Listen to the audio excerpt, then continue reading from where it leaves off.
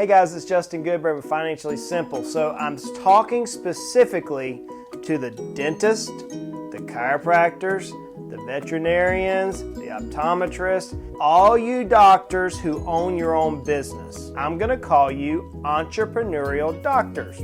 Sound good? You're smart, you have visions and aspirations to grow this grandioso business, and you're not very good at business for the most part.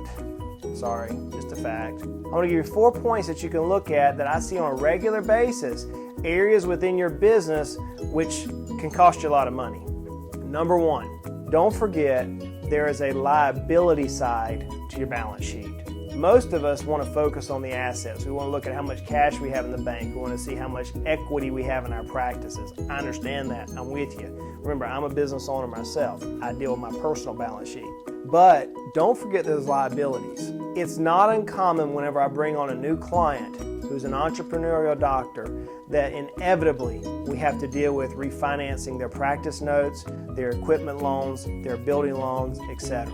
Why is this? Whenever you go and apply for that loan, whether it be for a building, for equipment, for your practice, etc., the bank is not incentivized to help you reduce your interest rate once you've signed that note. So it's not uncommon whenever a client may have, let's say, a 4% interest rate on a practice note, but yet the free market is yielding 3%. 1% difference on $500,000, $600,000, $700,000, $800,000 is a lot of money in interest. I've often seen where I can refinance a note, even with the interest rates close to the same, and knock 2 or 3 years off the amount of payments. So don't forget the liability side of your business. Pretty common mistake we all make. Number 2, insurance. Yeah, I'm with you. We're all insurance poor.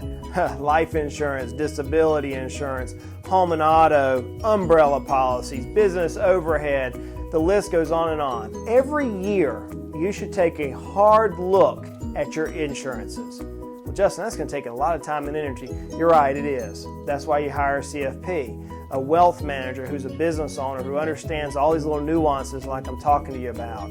Someone like me, I have multiple insurance agents and outlets that I can shop for respected professionals and look on a year-by-year basis if any other company has brought new products to the marketplace and gone through the state insurance commissioner, which can reduce your premium payments. I'm working with a client right now that I think we're going to knock $4,000 a year off insurance payments. That almost covers my fee. So work with a good wealth manager to take a look at those insurance products. All right, number 3, I'm not throwing rocks to a glass house. Don't buy all the toys. You really don't need them. Look, obviously we're talking about boats and cars and airplanes and all those other things that I've seen many doctors like to buy. More importantly, whenever that sales guy comes around and mentions the latest, newest technology or that product, and it's usually about November and December, they come around, they say, hey, look, I have this new widget or I have this new product, and if you buy this, you're going to generate a tax deduction for yourself, and it's going to increase efficiency in your office, and it's going to cause you to be able to bill out more. We've heard the spiels. Many times, those sales folk are having to meet their own quota.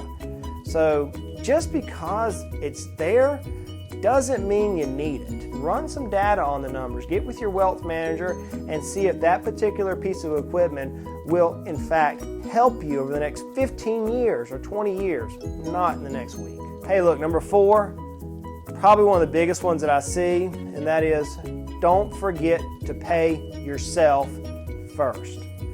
What do I mean? Okay, so you bought your practice. More than likely you have a fair amount of amortization and a fair amount of depreciation that's going to occur in the first year to 3, maybe 4 years. In those years when you have that depreciation, make sure that you're putting money back into your own retirement accounts. Too many times, young doctors get in when they're not working with an advisor. They get into their practice in the first year or so and they realize that they're not paying a lot of money in taxes and they increase their lifestyle. It sure is helpful if you'll go ahead and set good habits to pay yourself first. Max out your retirement accounts. That's a good help for you. So those are 4 areas that entrepreneur doctors often miss. Check those and make sure you're not losing any money. So guys, this is Justin Goodbread with Financially Simple. Hey look, let's at least make our life financially simple.